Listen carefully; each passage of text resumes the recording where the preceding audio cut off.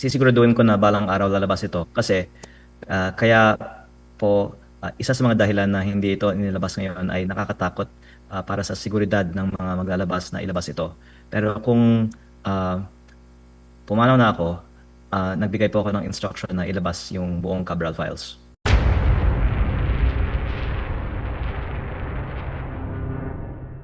Yung listahan po na nakuha mula kay Undersecretary Cabral, mailalabas na ba ito? Maisa sa publiko na po ba ito, Congressman?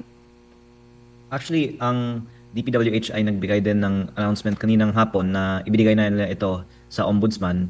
At least may progress. Sana isa sa publiko na rin po nila. At hihintayin lang natin po na magbigay sila ng official na pahayag. Pero unti-unti may mga nilalabas na rin na po tayo na mga insertions ng iba nating mga kasamahan sa Kongreso. Opo, meron po kayong inihain na resolusyon na imbestigahan din po itong pagkamatay ni Undersecretary Cabral. Sakaling pahintulutan ito, maaari din bang ilabas yun doon sa mismong pagdinig? Tama po, kasi gusto man natin na ilabas kaagad ang ating mga files. Unang-una, mas maganda kung opisyal at kumpleto at may paliwanag ang pagsasapubliko nito. Kaya kung kasama ang DPWH, mas maganda para hindi na rin questionin ng iba ang ilalabas natin. At kung nasa Kongreso, mas maganda pa. At ang alam kong gustong malaman ng marami ay ano ba ang laman nito. Ang expectation naman ng lahat ay tama na halos lahat po ng mga mataas na opisyal sa gobyerno ay may mga DPWH insertions. Opo. Pag sinabi po nating insertions, itong mga proponent ba nito ay automatic may nagawang kasalanan, Kong? Hindi po. At ang ibang mga veterano ay ipinagmamalaki nila ang kanilang mga insertions dahil maganda naman ang mga nagresultang mga proyekto dito.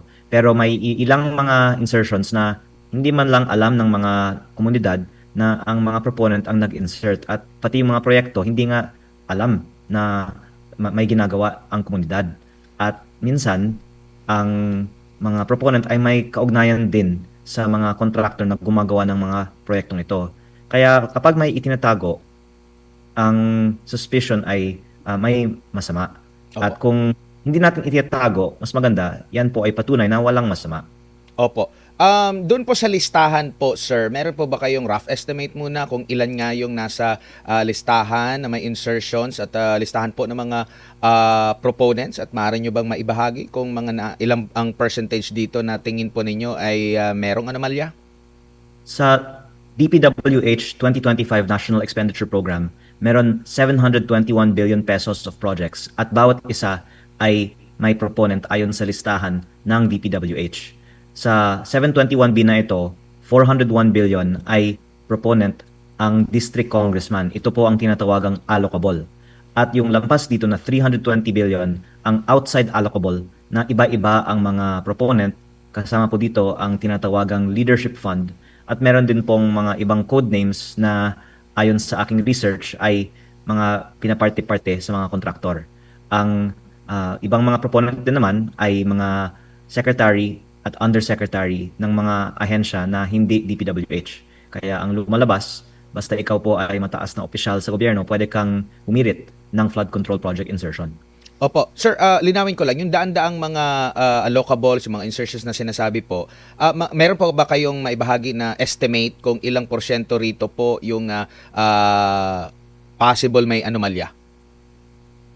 Ang sinabi ni former DPWH Undersecretary Roberto Bernardo, almost 100% of bids in DPWH are rigged. Kaya ang masasabi ko, nasa mataas na presyo din po ng mga proyekto na may anomalya. At talagang bihira lang ang tunay na bidding sa DPWH. Ang question lang kung yung proponent ay may kinalaman dito dahil maaari naman na ituro lang sa mga district engineering offices ang mga anomalya. Kung makikita natin na ang mga proponent pala ay sila mismo may-ari ng contractor o malapit sa mga kontraktor, yun po ay posibilidad na may anomalya. Pero kailangan ito pa ng further investigation.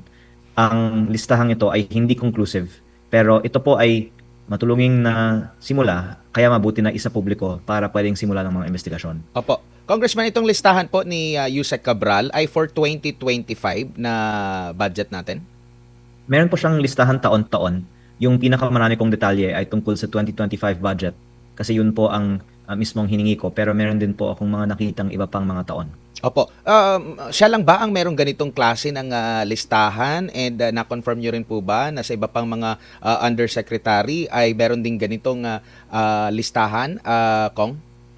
Si Yusek Cabral po kasi yung gumagawa ng budget sa planning services ng DPWH at ang kanyang staff ay baka may mga kopya din ng mga files na ito at may mga handwritten instructions din naman sa kanyang mga files na galing kay SMB ang endorsement. Si SMB po ay si Secretary Manny Bonoan kaya hindi naman lang po siya mag-isa na gumagawa nito, pero ang nakakapanghinayang nga ay hindi natin nabigyan siya ng pagkakataon na maging witness at ipaliwanag ito nung siya po ay buhay at ito po ay sana maging lesson din na we take advantage sana of the DPWH officials to be witnesses dahil sila po ang makakaturo ng mga mas malaki pang isda sa mga investigasyon na ito. Opo, nabanggit nyo po na sa Kongreso at sa Executive, kabilang po dun sa mga sangkot and private, no? Pero karamihan po ba dito sa mga opisyal na ito ay incumbent po? Opo, kasi kung hindi ka incumbent, wala ka namang connection para makakuha ng mga DPWH insertion. Opo. Sir, doon sa nabanggit nyo po na from sa executive outside ng DPWH, lahat po ba ng executive ng mga agency po ay, lalo na yung mga secretary or undersecretary, ay humiling ng sa patungkol sa flood control kahit hindi angkop doon sa kanilang ahensya? Opo, at yun po yung surprising na walang kinalaman sa DPWH at sila ang nakasulat na nag-identify ng mga flood control projects. Bago lang si partner MJ, doon naman ako sa private individuals. Mga anong klase pong mga tao ito, congressman, itong mga pribadong individual? At flood control lang po ba or meron pang ibang infra projects yung kanilang hiniling or sila yung naging proponent? At marami-rami din po ba sila? Yung mga private individuals ay mostly mga contractor, pero meron din mga ni-research ko na hindi naman contractor, parang mga kaibigan lang. Kaya parang yung mga insertion parang binibigyan lang sa mga kaibigan, parang premyo siguro dahil sa suporta sa election. Po, Kong, good evening. Si MJ po ito. Sir, gusto lang ma-establish yung lahat ng files na nabigay po sa inyo ni Yusek Cabral. Paano napunta, sir, sa inyong mga kamay? Mabuti pong tanong. Ako po ay nung bagong halal pa lang sa Mayo, nagtatanong na sa DPWH bakit ang budget ng Batangas na malaking probinsya ay mas maliit kaysa sa budget ng mga mas maliliit naman na mga probinsya. At ang aking first meeting sa office ni Yusek Cabral ay nasa June 11 at nagbigay siya sa akin ng mga paliwanag, pero ang lumalabas ay talagang ayon sa mga favored districts talaga ang alokasyon ng budget. At nagsulat po ako August 11 asking for the complete files and numbers, and then nung na-appoint si Secretary Vince Dizon September 1, nakita ko ang oportunidad na sumubok muli na makakuha ng mga files.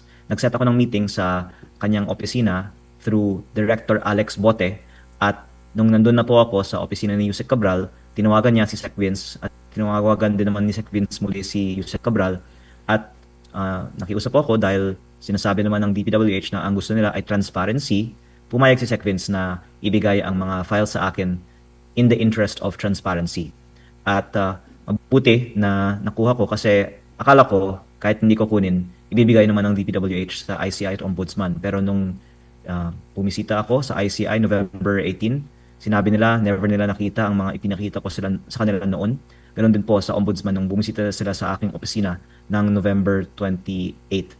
At ang lumalabas po ay ngayon lang nung nire-raise natin ang existence ng files na ito ay talagang nape-pressure ang DPWH na ibahagi itong mga files kahit sa mga ibang ahensya ng gobyerno. Opo, Kong, gaano kalaki itong Cabral files?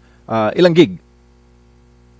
Mga 17,000 plus rows ang mga projects sa 2025 National Expenditure Program, at may iba pang mga tabs. Hindi ko po na analyze actually yung buong file pa.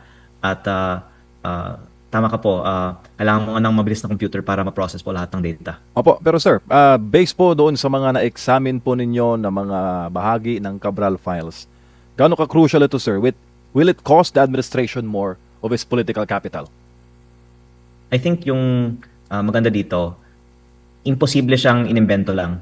Kasi napakadaming impormasyon na sa sarili kong distrito na confirm ako, may mga nakalagay dito, ang district congressman na predecessor ko ang nag-insert, tama. Meron mga ipinasok daw ni Congressman Edwin Garjola, tama.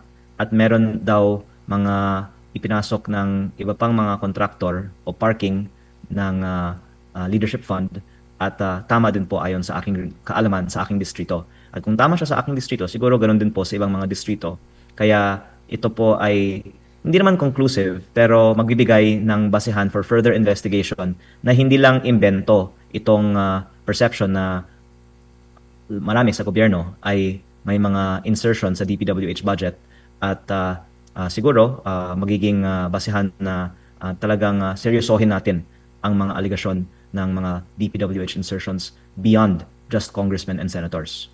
Opo, sa series of video ni former colleague po ninyo, Zaldico, sinabi niya, dinamit niya ang pangalan ni Presidente at ng unang ginang Liza Araneta Marcos. Sa mga files, sir, na inyo pong as far as ng mga files po na inyo nakita sa Cabral files, masasabi ba na alam ng Malacanang itong nangyayaring galawan sa pambansang pondo, Congressman? Actually, if I may share, sir, kaya ang move ko ay hilingin kay Secretary Vince at sa DPWH na isa publiko ang mga files na ito.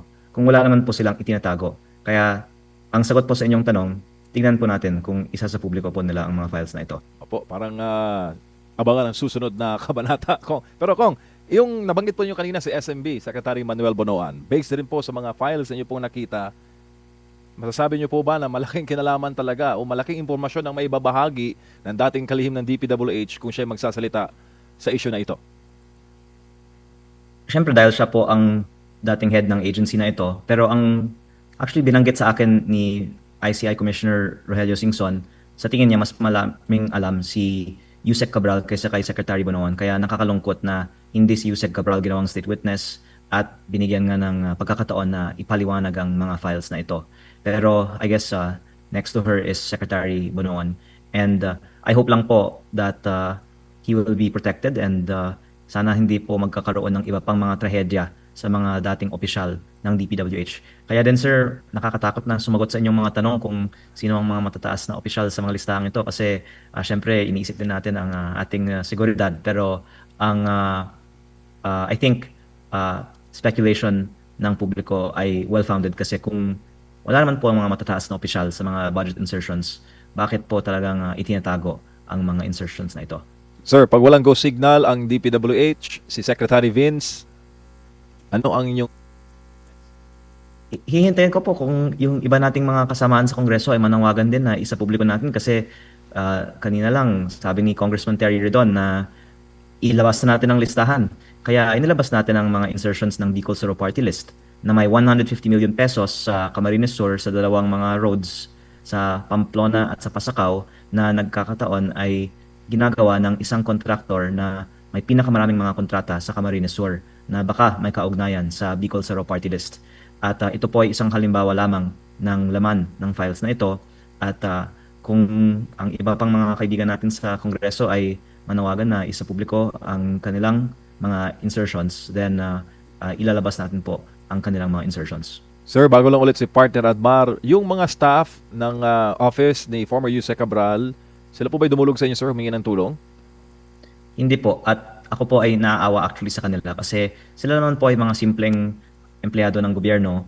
Pero ngayon, hawak nila ang napaka-importanting impormasyon. At kung ano yung pressure kay Yusek Cabral, baka to some extent ganoon din po sa kanila ngayon. So, this is really serious matter and it's, I hope also why the public can understand bakit hindi namin gustong basta-basta biglang ilabas ito.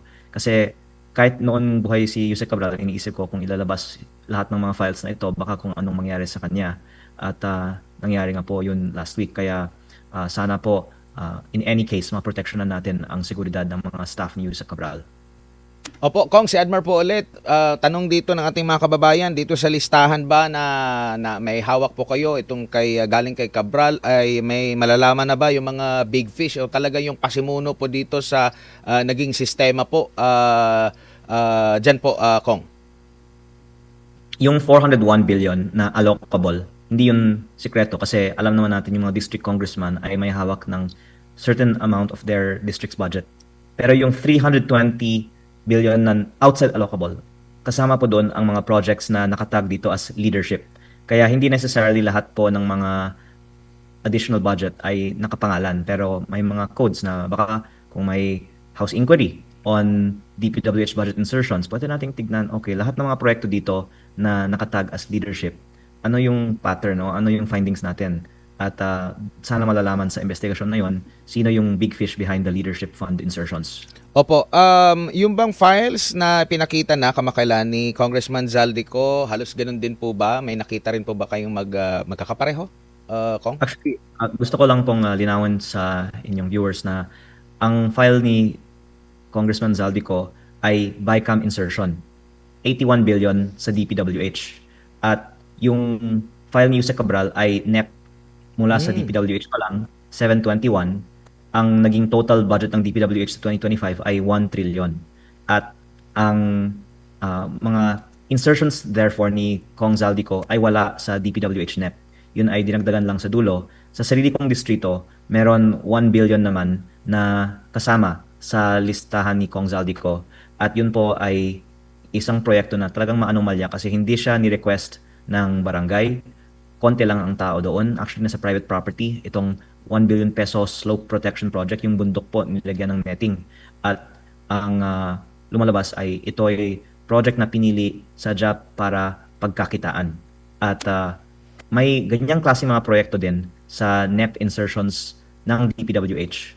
Pero ito po ay on top of pa. Ganun kadami po ang mga maanomalyang project sa DPWH. So, masasabi ba natin na halos lahat ng sa proseso po ng pagbabudget talagang pwedeng magkaroon po ng korupsyon? Nabanggit nyo nga po yung inyong listahan sa NEPA lang. So, sa side pa ito ng executive tapos dito rin sa BICAM na nandun din na isisingit. So, talagang malawakan na po ito or possible ba na magkaugnay yung korupsyon doon sa NEPA lang at saka dito sa BICAM po, Kong?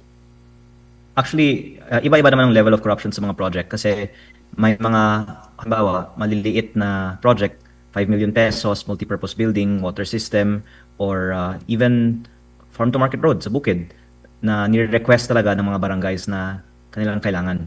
Pero yung mga 300 million, 1 billion peso na mga projects sa lugar na hindi naman nire-request ng mga project na ito, yung mga maanomalya, at yun ang nagkakataon na madalas ini-insert sa mga extra budget ng leadership fund o ng BICAM insertion list ni Kong Zaldico.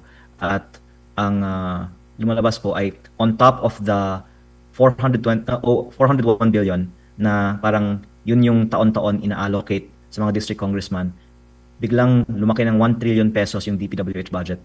Doon po sa extra budget on top of the 401 billion ang mga mas maanomalyang mga proyekto. Opo. Sa nakikita nyo po, kung i-relate natin ito doon sa Bellica ruling ng Supreme Court, marami bang matatamaan dito po sa nabulgar ngayon, Kong? Actually, napakagaling ng mga politiko na noon may post-enactment. Tapos, nagkaroon ng BICAM insertion. Tapos, nung nabooking din po yun, naging NEP insertion na lang. Kaya ako po tinatawagang insertion ito kasi ang mga politiko nga ang proponent pero ang nilalabas ay ang DPWH ang gumawa ng budget. Hanggang ngayon, dinedeny ng DPWH na ang mga politiko ang nagpapasok ng mga proyekto sa National Expenditure Program. At actually, very serious talaga yung misrepresentation ng DPWH na ito. Kasi kahit sa Kongreso, kaming lahat ay hinihingan at magbibigay ng minimum 150 million peso per congressman. Actually, kanina lang sa Kongreso, sinasabi ko na huwag na nating itago. Alam naman nating lahat na nagsasubmit tayo ng mga listahan. Ayon din sa mga request ng aming mga barangays. Pero ayaw aminin ng ibang mga congressman na may 150 million pesos tayo per year na minimum submission to DPWH. Baka kasi may iilan na hindi maganda naman ang mga ipinapasok sa kanilang 150 million. Pero kung wala naman tayong itatago, dapat nating ipagmalaki saan natin ipinasok itong 150 million. Pero sa mga pangyayari pong ito, Kong, no, sa kabuuan po, meron po ba kayong nakikita or needed pa ba na may isang batas ukol nga po dito sa pagbabudget po natin or ipapanukalang batas or meron ng existing na batas o talagang i-separate na lang po ng tuluyan para maiwasan kasi nababahira na po ng masamang imahe lalo na po sa Kongreso po Kong, no, sad to say, pero kumbaga lagi kasing nababanggit na sila yung mga pasimuno nito, sila talaga yung nagba-back up niyan. Why not na talagang trabaho lang ng mga nasa Kongreso ay magpanday lang po ng batas at hayaan na lang po yung executive ang talagang manguna dyan sa tulong na rin ng mga mayors para lubos na kumbaga yung trabaho din nila at maiwasan na po ito Kong, kakayanin ba or still mahahanapan pa rin yan ng butas po? I agree na dapat yung mga LGUs maging mas involved sa mga projects kasi napansin ko sa aking distrito, mas maganda naman ang quality at presyo ng mga LGU projects. At ang DPWH ay actually may provision sa bagong budget na pwedeng i-devolve na lang sa LGU ang implementation ng certain projects. Pero ito po ay at the option lang ng district at ang sabi ay karamihan daw ayaw na ang mayor ang gumawa kasi syempre pag sa mayor iba naman kaysa kung sa DPWH na hawak ng congressman. At nakakalungkot po na yun yung nag-i-influence ng decision making natin kung sino yung implementing agency. Ang isang tingin kong ideal solution ay liitin na lang ang budget ng DPWH at palakihin ang national tax allotment na nagbibigay ng funding sa mga LGUs. Pero parang unrealistic yan kasi hindi naman aaprubahan ng Kongreso na bawasan ang sariling budget at palakihin na lang ang budget ng mga LGU. Opo. Sa pag-implement po ng mga projects mula sa mga insertions po, Congressman, pinagpapaalam po ba ito sa lokal na pamahalaan? Kasi marami tayong naririnig, hindi nila alam na meron palang proyekto. Yung iba naman parang nagsiselo sila kasi bakit kung sila ang gagawa ng proyekto, napakaraming proseso na pagdadaanan bago ma-implement yung kanilang desire na na proyekto. Pero pag ay congressman, napakabilis na ma-implement ng project po. Opo, ang DPWH District Engineering Office ay in many ways really overseen by the district representative at kailangan nga maging mas independent siya sa mga district representative. Opo, Kong, si MJ po ulit. Sir, yung 2026 budget, marami po nagsasabi na dahil booking na ang flood control, yung item na yan, lumipat daw po doon sa farm to market roads at sa MAIP. Anong masasabi niyo doon, Kong, bilang isa po sa member ng 20th Congress? Tama po, yung 255 billion pesos ng flood control nilipat sa una yung pagbayad ng inilipat mula sa PhilHealth. Pangalawa, ang dagdag na 16 billion sa farm to market road, ang 50 billion sa MAIP at iba pang ayuda. At malaki pa rin po ang natitira sa asphalt overlay na nabanggit ko na din po noon ay kasing overpriced at kasing prone to corruption as flood control.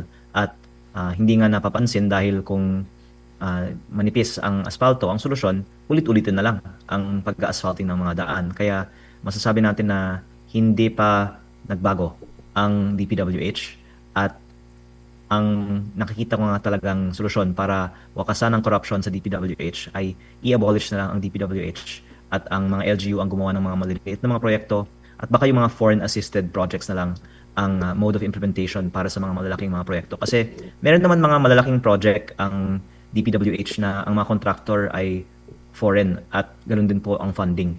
At noon, malaking porsyento ng DPWH budget ay itong mga major national projects na tunay na nag-boost sa ating ekonomiya.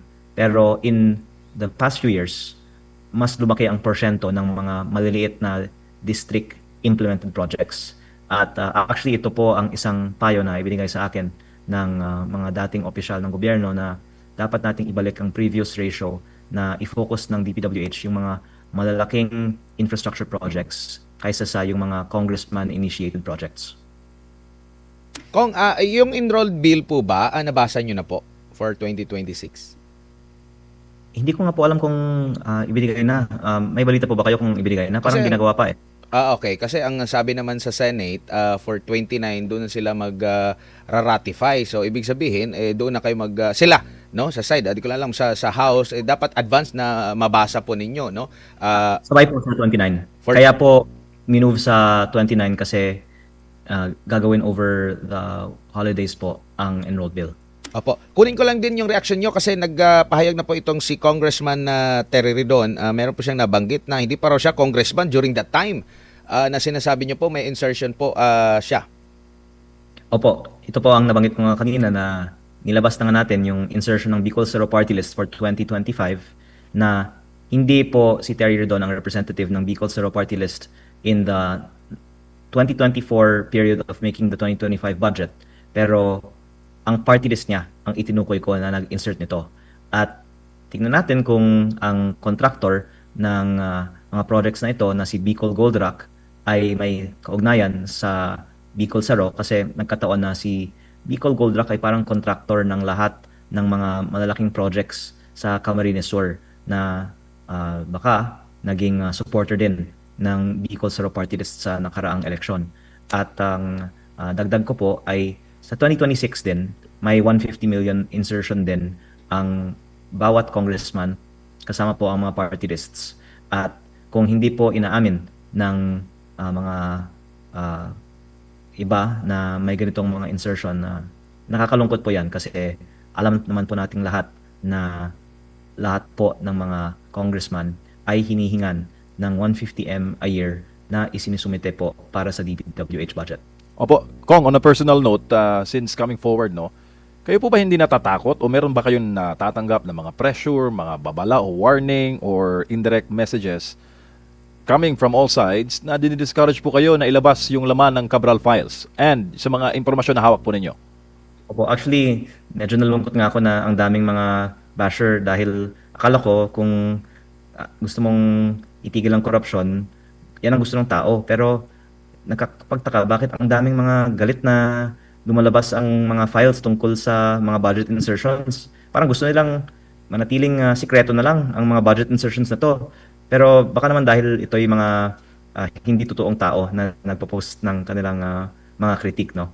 At sa akin naman, alam natin na ang pagsisiwalat nito ay tama. Kaya itutuloy na lang po natin ang ginagawa natin kahit na maraming nagpapayo na delikado ito kasi naniniwala po tayo na ito po ang tama. Sir, last question. Ano pong assurance na maibibigay po ninyo sa ating kapwa Pilipino, sa ating global audience na itong Cabral files ay hindi po maililibing? Lalabas ba ito sa publiko, maisa sa publiko at yung accountability susunod doon po sa mga nasa pangalan o listahan po ni former Yusek Cabral? Pwede ko pong ibahagi ito. Yes, sir. Sisiguraduhin ko na balang araw lalabas ito kasi kaya po isa sa mga dahilan na hindi ito inilabas ngayon ay nakakatakot para sa seguridad ng mga maglalabas na ilabas ito. Pero kung pumanaw na ako, nagbigay po ako ng instruction na ilabas yung buong Cabral files. Oh my goodness. Congressman, maraming salamat po sa inyong oras at panahon. Advance maligayang Pasko and Happy New Year.